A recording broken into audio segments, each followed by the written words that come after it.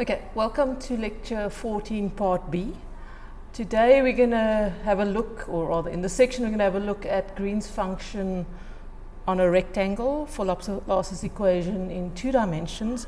And we're going to introduce a technique that we'll see again later. It's a specialized version of a more general technique that expands the solution on a series of basis functions. So I don't think you know what Sturm-Liouville theory is, am I right? Okay, so I'll do that more generally later on, but you'll be able, so this lecture is self-consistent, you'll be able to see what we do and you'll be able to possibly see the need for it. And then I just want you at this point to know that the thing I introduce, and in fact the thing that follow treats in special cases in some of the examples I gave, is much more general than that, okay? But I'll say more of that as it comes along.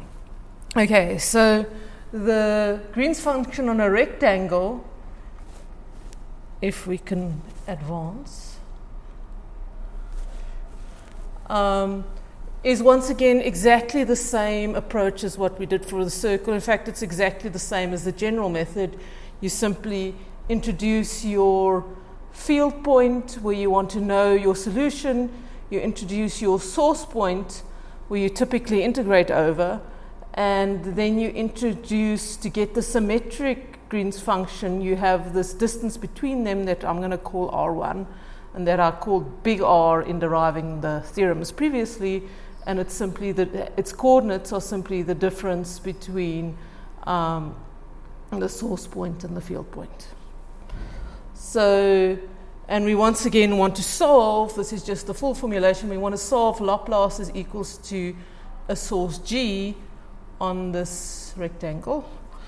And the way we do that is and we want to use Dirichlet boundary conditions, and we want to therefore specify the function on the boundary. In other words, specify the function everywhere on the square. And we know if we do that, we're going to get a solution if G was 0, where the maximum actually occurred on the boundary, which is our maximum minimum theorem. If you have G as a source, that need not be so, right? You can have a very strong, for example, charge in the middle of a box, and then the maximum will be at the charge and not on the boundaries. But if it's source free, then you have that maximum minimum principle. Okay, and then what we're going to do, the approach is, we're once again going to start, we want to find the Green's function so that we don't have to do it for every special case of f and g. We find the Green's function, which has this delta function source, and which in the case of 2 dimensions, it's a delta function of a vector, and that's just the product of the two. Okay. If you're in Cartesian coordinates, if you are in non-Cartesian coordinates, there are factors that come in here. So you can't write it down exactly like this, but I've never used that. I'll come to that later on, as you see, as I transform the delta functions between coordinates. But for Cartesian coordinates, the delta function of a vector is simply the product of the two delta functions. Okay, and we have the boundary conditions that G is equals to 0 if basically x prime is equals to 0, y prime is equals to a, and y prime is equals to 0, y prime is equals to b. So the boundary conditions are applied for your Green's function in terms of the source point, okay, as coordinates. So now the solution method here is to use the Fourier Series technique. It's a very different technique to the one I did for the circle, where we had a geometric construction that we found a way to solve to actually find the Green's function, and we found another one, that potential that had Laplace equals to 0 on the interior, but it exactly cancelled out the Green's function on the boundary for everything. So that was a geometric construction. There's an art to making those that people just basically teach themselves, and after a lot of practice you start seeing there's certain symmetries that permit it. The Fourier series technique is more robust, right? You tend to, in fact, the Fourier series technique, in fact, it's generalization that comes from the Stroom-Liouville theory. You can apply it to more places. It's also less clear. There was a very beautiful answer for the disk. You'll see that the answer that we get today is a bit more messy, but it's a much more straightforward to just push it through and apply it. And a lot of solutions are actually written in terms of Fourier series, in fact, expanded in terms of a series of basis functions, which we get from the theory that I'll do subsequently. So the Fourier series is just the simplest example. And the reason what we typically do in all these expansions is we pick a basis function, and the way we pick it is we pick it that it obeys the boundary conditions of the solution we desire. Okay, so we're going to basically expand the solution in terms of these functions, but we know that on the boundaries, so here at x equals to 0 and x equals to a, so on those two boundaries, the solution exactly vanishes, so we don't even have to worry about the boundary conditions there.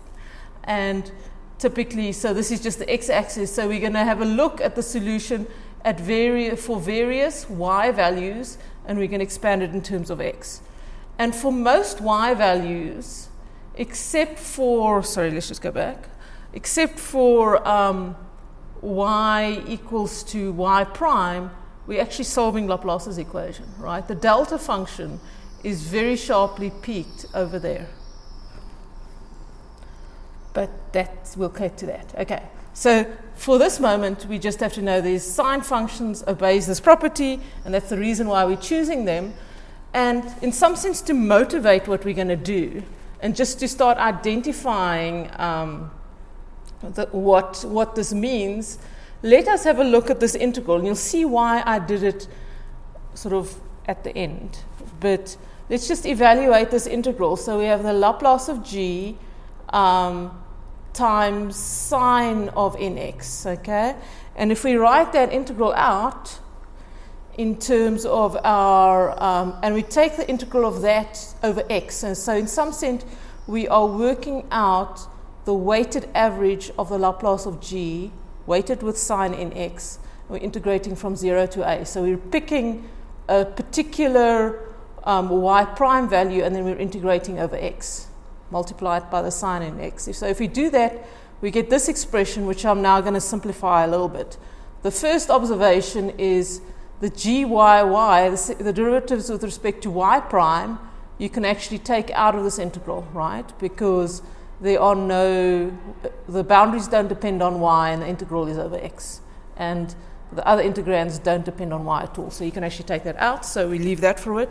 The gxx sine nx, we can simplify by integrating by parts. Okay, so we have two derivatives here, and then we can shift them over onto the sine. And so let's basically, so we're going to do that in a while. Just to look at the right-hand side, right, we know that the Laplace of g is chosen by choice to be this product of your two delta functions. Once again, you can remove the delta of y prime minus y out of the integration sign, and you're left with a 1D delta function. And provided x lies in the square rectangle, so between 0 and a, you can always have that this simply is the function over there evaluated at x. Okay, so simple steps, but they're actually going to lead to something nice. Okay, so you basically have, so I'm now going to play with this green side a little bit, but I always know that it's equals to that delta function sine in x, where I've simply switched the field and the source point over there in x. Okay, so this is not a prime. Okay, so this term, the gxx sine in pi x prime over a, I'm going to integrate by parts twice.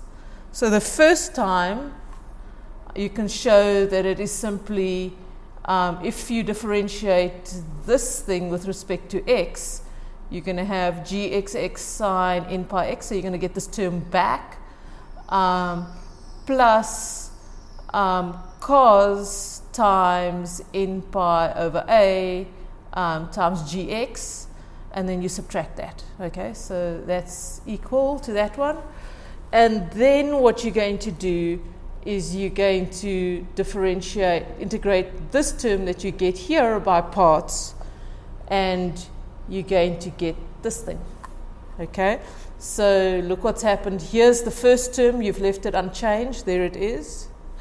The second term is simply the derivative of g times this whole beast over here, so that's where it is, minus. So you've got this term back, but then you have to subtract, or in fact basically cancel out the term that you get by differentiating this guy with respect to x, and there it is. Okay, so this expression over here is entirely equivalent to the gxx sine n pi x. And if you can see, what you've got now is a boundary term, because you take the integral from 0 to a, and another term that doesn't have any derivatives with respect to g in it, times sine n pi x. Once again, you can do this more generally if you know the other theory. None of the textbooks do it, so I'm actually going to do it later on.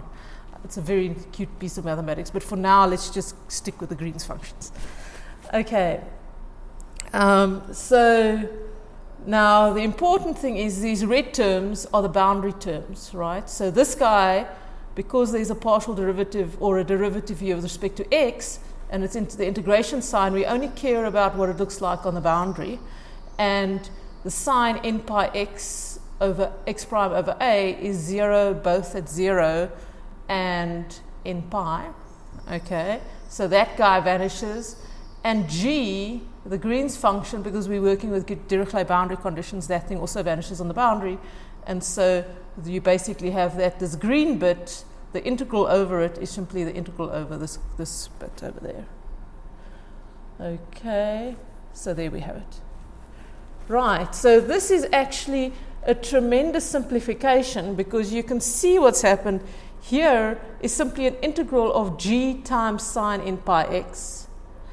If you look at this term over here, this one, the derivatives go outside of the integration sign, and you also have the integral of the second derivative with respect to y prime of g prime times sine n pi x over a. So you have a lot of g times n pi x over a, sine of n pi x over a's integral appearing, and the natural thing is to call it something. Okay. So I just wanted to write down basically what I've just said. So there's the second derivative with respect to y in this constant factor with just n going into it, and then there's this integral of this g sine n pi x term coming through, and that's equals to that. Okay, so that's if.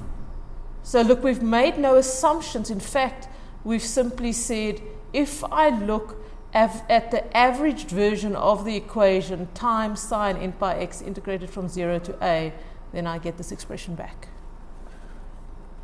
And so what I'm now going to do is I'm going to say if I expand g in terms of these basis functions, okay, I haven't told you why I said that, and that will come when I do the more general theory, but it is always true that I can do it, and you can further prove that it's a complete basis. In other words, the more terms you include, the more accurate your expansion becomes, and in the limit, then it completely describes the function. Okay, so you can always do this. And this is basically what the Fourier series, or in this case, a sine series, which is a subset of the Fourier series expansion, actually is. And these are very general means of expansion that you can actually do. Okay, it's not just sine functions. There's a whole class of oscillatory functions that actually appear in several equations that you can do. And I'll look at that. That's what the Sturm-Liouville theory is about. But for now, all I can say is if I said let this be so, and I'm saying it can always be so, and it can be infinitely accurately so if you include all the terms. Okay, so I'm going to let G equals to that, and I'm going to say let note that this integral is always orthogonal. In other words, if m is equals to n, then it's equals to a over 2. But if m is not equals to n, it's always equals to 0. Okay? And the bounds are just important. It's from 0 to a, so it's effectively from sine of 0 to sine of m pi. Okay. So if you do this, and then you say you're going to have, and you look at this integral. So the reason for our thing is we expect we're going to look at this integral because it's the integral that appeared solidly in the equation over there. It is also, this integral naturally appears when you do the theory of expanding these functions on this basis, which I will give you later. But it's not a surprise, and there's a systematic way of getting to it. So anyway, if you evaluate this integral g sine n pi x prime over a, okay, where g is this expansion, what you get is this thing, okay?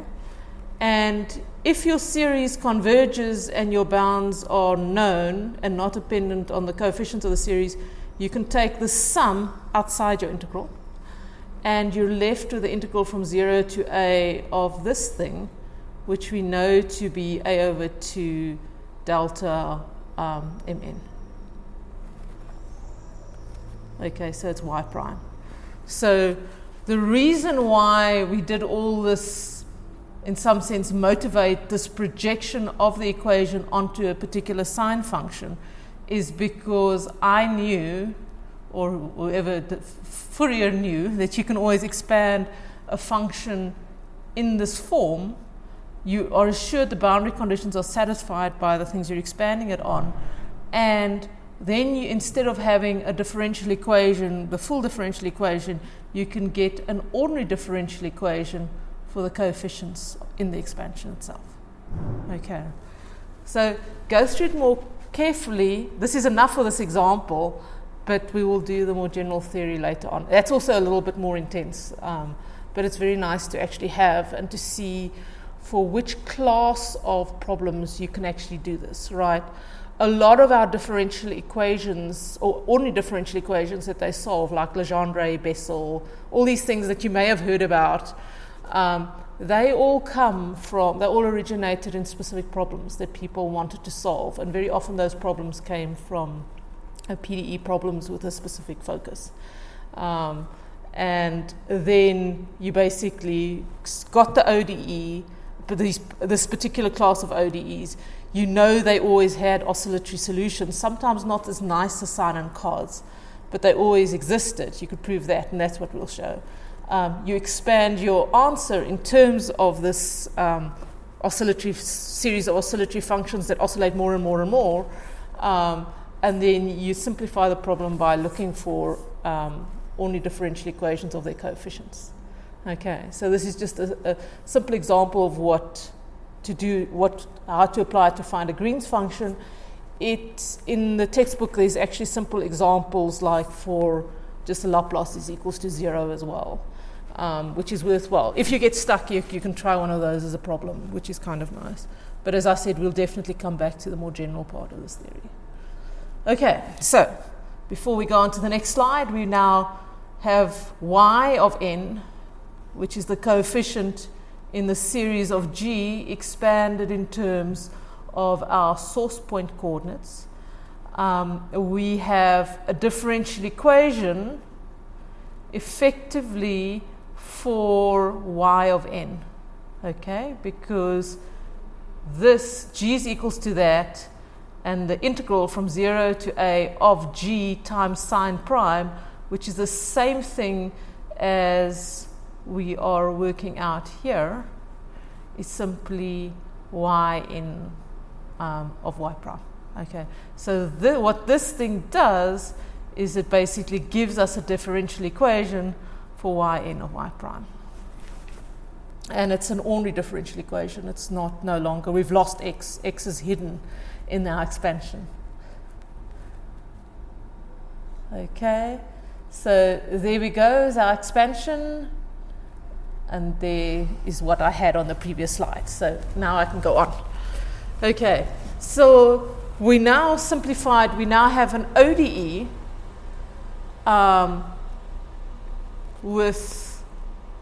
in terms of y primes. The ODE is here, this is just a constant. You have a delta function of y prime minus y times this function over here. Okay, so in some sense, it actually looks like a Green's problem, except for this term, which is effectively a constant because it's the ODE is in y, right? Except for this term, you basically have a Green's function problem in one dimension. Okay, and we're actually going to solve it in a technique that's very similar to the way we found the symmetrical Green's function, where we integrated over the small region around the function itself. Except in this case, we're not going to stop just there.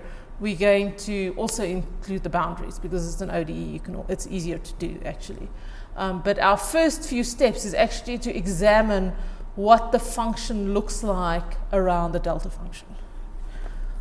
And so now to determine yn, it's exactly as I said, we're going to integrate it, and we're basically going to take the integral from 0 to some value of y in the interior and possibly on the boundary of the above equation.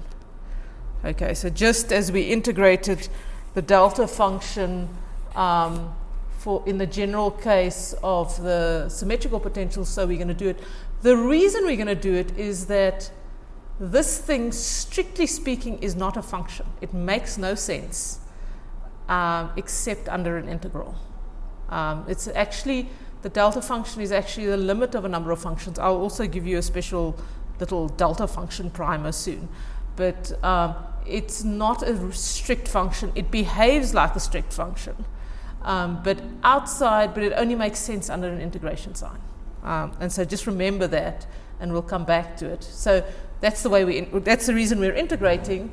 And if we do that, we simply have the integral of this first term is easy because it's already a derivative. So it's simply the derivative of y with the Fourier series coefficient with respect to y prime evaluated at y bar and 0, and minus basically this constant times the integral from 0 to y of that dude, and which is equals to basically our factor in x times the integral from 0 to y bar, delta of y prime minus y, which if y bar is less than y is 0, right, because the delta function is not in there. If y bar is greater than that, in other words, you go over a delta function that has an argument of 0, it's 1. Okay, so, and this integral, they actually, of the delta distribution gives us another function which we call the Heaviside step function, which basically is used a lot, but it just formally encapsulates what I've just said, namely that if you cross the 0 point of the delta function, it is 1, okay, and if you don't, then it is 0, okay. So if your delta function with argument 0 lies in the domain, it's 1, otherwise it's 0. And that's the definition of our Heaviside step function. It's merely the integral of the delta function, and it basically looks, it's not a continuous function, strictly speaking, it's also a distribution, but it looks like a step. And we often donate it that way. So I don't know if you've played with those before.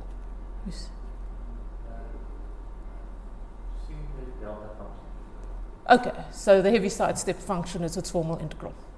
Okay. And so what we have is that we can take this integral expression now and we can simply write it down as y0 of, y prime of n of y bar, which is the first term over there, minus, which I've now put on the other side with the equal sign, y prime n at 0, okay, plus, it's basically this term that I've moved to the right, plus n squared pi squared over a squared times the integral over the coefficient of in terms of y prime, plus 2a sine n pi x over a times your Heaviside step function. Okay, so we now have an expression for y prime. Okay, so now what I'm going to do, in fact, just to clarify what this thing actually means and to actually take the next step, because we still have a derivative of y here, which I want to integrate one more time. Let's choose epsilon greater than 0 and look at this thing near y, actually. Okay, so we're going to basically evaluate this top thing at just a little bit beyond y, so y plus epsilon.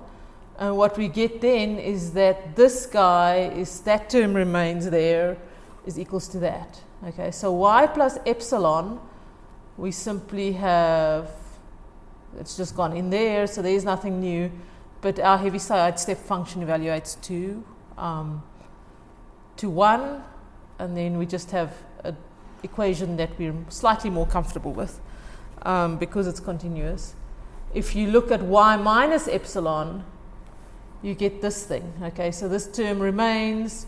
This term is simply got a y minus epsilon here in the integration boundary, and the Heaviside steps function evaluates to 0. Okay, so there we have this thing, and what we're going to do now is simply try and integrate it once more. We're basically going to formulate two equations out of there. The first thing is we're going to take the difference between those two guys. And then we get something like this. So this is y prime n, basically the difference between those two. We have this thing, and now we have an integration over a very, very small domain, which if epsilon goes to 0, effectively this guy vanishes. Okay, so what we've done here is we've simply gotten an expression effectively for the jump in derivative around y. Okay, and we know that that jump is equals to 2 over a sine n pi x. Okay, so we're solving for this function y that obeys the differential equation, but it has a jump in its actual derivative at sine n pi x. So you basically have a continuous function, and I'm just going to put this thing down. You have this kind of thing.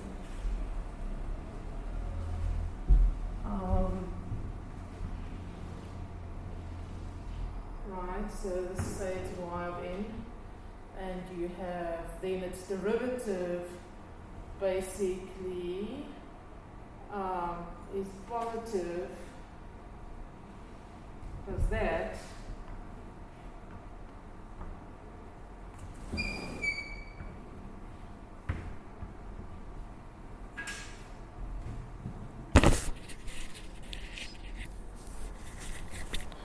okay, so you basically yn, and I haven't shown that part yet, but this bottom part is basically your jump in the derivative, which we have given here. The other thing that you can do is you can integrate that thing, okay, over a small domain, epsilon plus epsilon and minus epsilon are around y. And the reason you're doing that is simply to get an expression for the function itself. And if you do that, you integrate it, this y prime in, because you have a derivative here, it's simply y evaluated at y plus epsilon minus y evaluated at y minus epsilon. And that, if you do it, is equals to the integral of this thing, which is epsilon times that thing, plus this thing times the integral over here. Once again, if you let epsilon goes to 0, this thing vanishes, and this thing also vanishes because it's no longer an integral, it's just basically nothing. And you're left with the fact that y of n at y plus epsilon minus y of n at y minus epsilon is equals to 0. Oh, and you're left with another integral, sorry, but also this is y plus epsilon, y minus epsilon, so whether h is equals to 1 or 0, if you let epsilon goes to 0, that vanishes. Okay. So what you have, when you take the limit of epsilon goes to 0, is that this guy minus that guy is actually 0. So you basically have two equations over here. That one, which gives you the jump in derivative, okay, which is known, and this guy, which is basically a statement of continuity, is equals to 0, which basically means you have a function looking like that, okay, which is very similar to when you had ln of r, right? You also had a function that got infinitely spiked when your argument went to 0, but was sort of fine at other places. It behaved like a typical charge, okay, like a source. And here you see it coming in a slightly more complicated way, right? Because it's coming in the argument of your expansion. We're basically solving for the way we have expanded a g, right? We expanded g in terms of y, and now we have this funny argument coming in, and in the expansion itself. Another thing that might be a bit strange, and I'm going to sort of, it should give you worries, or at least it did give me worries when I saw it initially, is that there's nothing weird about this rectangle, right? There's nothing different between x and y, right? It's just the way, maybe the dimensions. But a and b are arbitrary constants. So, and here the Green's function, when we've done it this way, becomes manifestly asymmetrical in the two arguments. And it should worry you. And at the end, that asymmetry should disappear. And you can actually verify that it does. Okay. And you'll see that starting to come out now. But this is one of the reasons of this technique. It sort of breaks the symmetry for a while, because it makes the expansions in terms of the basis functions only in one variable, and then works out the consequences thereof in the other one. It doesn't stay, it disappears in the end thing. There are techniques that you can actually do the expansion in both of them, but they actually turn out more complicated to do, or more complicated to cope with a spike appearing. Okay, but for now, we basically have our expansion coefficient y. We know it obeys a differential equation, and we know that when y prime gets near y, the function is smooth, but it jumps in its derivative. Okay, voila. Okay, so we take the epsilon equals to 0 limit, so we obey sort of to get the conditions in the continuity. And we basically say we want y prime and its derivative y prime n, so I'm just making more formal what I've just said, as y prime approaches y, and if it approaches it from the left, we're going to call it y minus, if it approaches from the right, we're going to call it y plus. And so the expression we got in the previous slide is simply, it's continuous, so y plus and y minus is 0, and the jump in derivative is equals to 2 over a sine n pi x. So that's basically what we derived in the previous slide. Now, okay, we've only basically examined the function near y, right? Okay, so that integral, when we get to y, then we have these jumps. But away from the value of y, we basically have, if y prime is not equals to y, so if we're not trying to evaluate it exactly on the source function, we're going to have that it just obeys the zero equation. Okay, and this then once again is the same argument of when we were working out the delta function with a symmetric solution, which is effectively this thing that jumps, and then we were adding back the second part that obeyed the boundary conditions. So we're now basically going to ensure that y of n, we find functions where yn prime obeys this thing and the boundary conditions. Okay.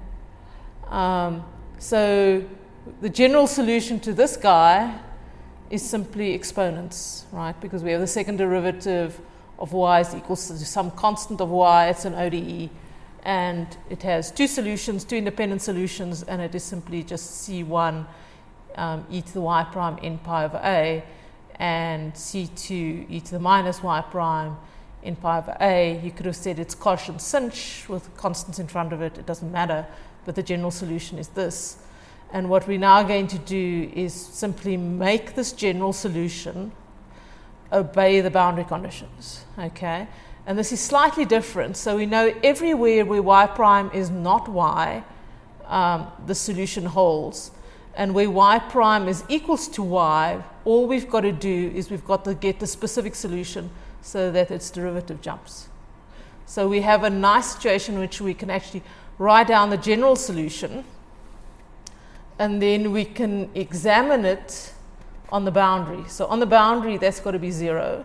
So if, okay, and that's simply if y prime is equals to 0 and y prime is equals to b, we've got to make that thing vanish.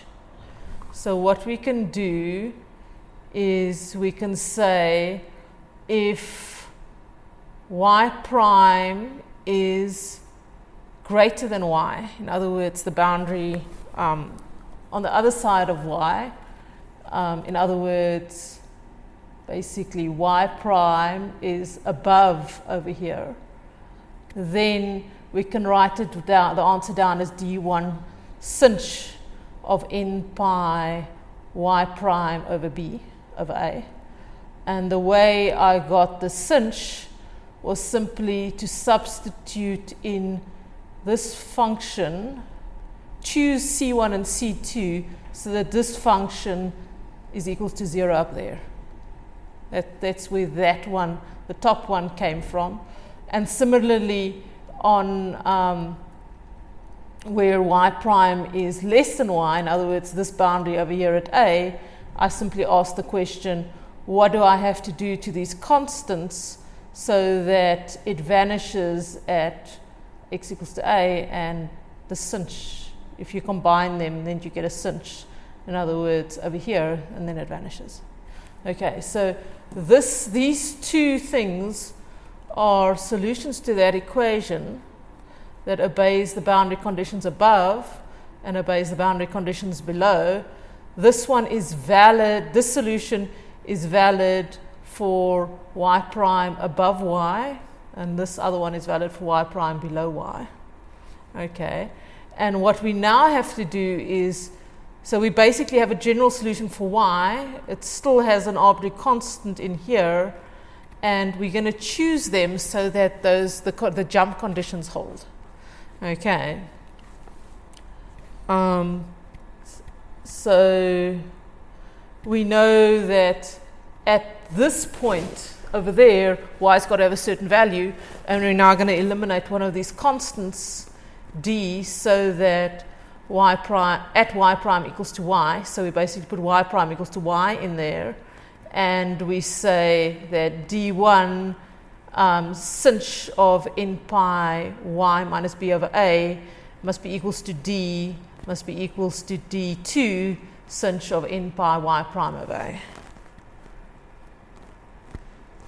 Okay, so you've got d1 and d2 in terms of the sinh of this guy and the sinh of that guy.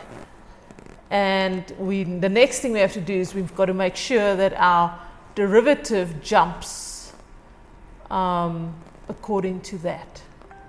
Okay, so we're going to take the derivative with respect to y prime of this thing, okay, and we're basically going to say that it jumps that much at y equals to y prime. And so what we do then is if we take the derivative, yes, the derivative of this one minus the derivative of the other one below it, and we're going to say that thing, which is equals to, after I've put in what d is, in other words, d1 and d2 are these two, okay, so there they were put in, there's d1, d2 adds that little beast.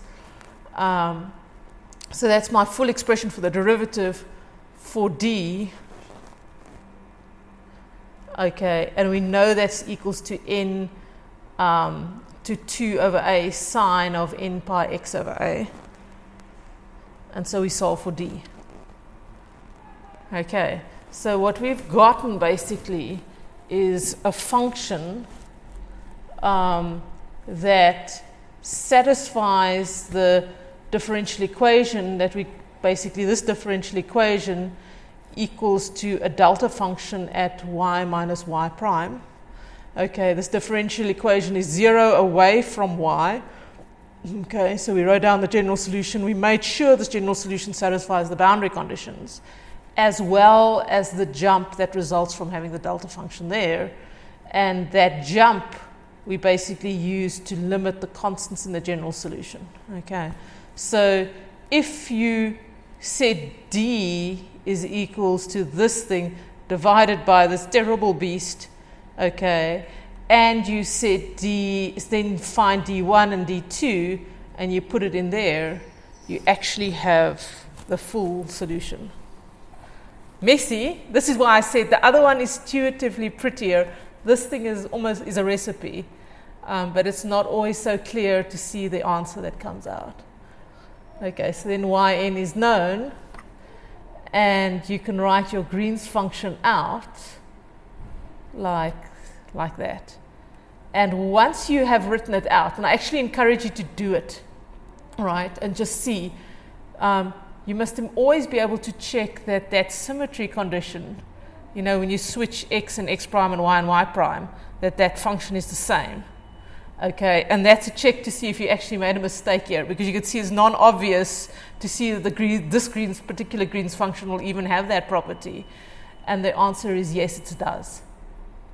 And in fact, you can see it does, at least in the sign of nx part, because d is proportional to sine of n pi x.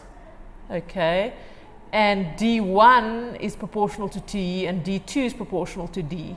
So your final yn will be proportional to sine of n pi x. And so if you switch that, you'll be fine. Okay, if you switch x and x prime, it'll be fine. Showing it for y and y prime, you can also do, but it's a little bit more complicated.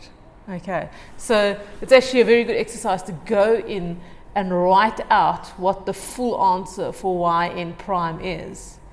And you'll actually see it is symmetrical. It has all the properties that we've derived for the Green's function. It just behaves differently. Okay, so what you've basically got here is an expansion for your function. So it's messy to deal with, because when you are working using the Green's function then in the integral, you have the whole expansion, so you have infinitely many integrals to actually work out to get the answer. The powerful thing is that most of these expansions actually converge very rapidly. So to get an estimate of your answer, you very often just have to work out the first few integrals, which makes it useful. Usually if you have sine and cos, you can work out all of them. If you have more general expansions, like I said, we would get later on, then often it's hard to do the integrals, even though there are properties, like orthogonal properties that you have. Then often people just take the first two terms, and then they get a very good guess at what the answer is. So it actually provides, the series is clumsy in appearance, but it provides more than just the series itself. It also provides a very rapid expansion sort of way of getting quick answers out. So it's not to be completely sniffed at, but it's just more clumsy to write down. And I think that's basically it, yeah. So yeah, that's our second example for a Green's function. Any questions at this point? No. There's enough stuff here for you to do it again, and then you'll see it comes out. It's daunting because the calculation is intense. It's not conceptually daunting. And it's very useful to have. It comes again and again. So yeah, that's it. Where did I go? Let me just kill the video.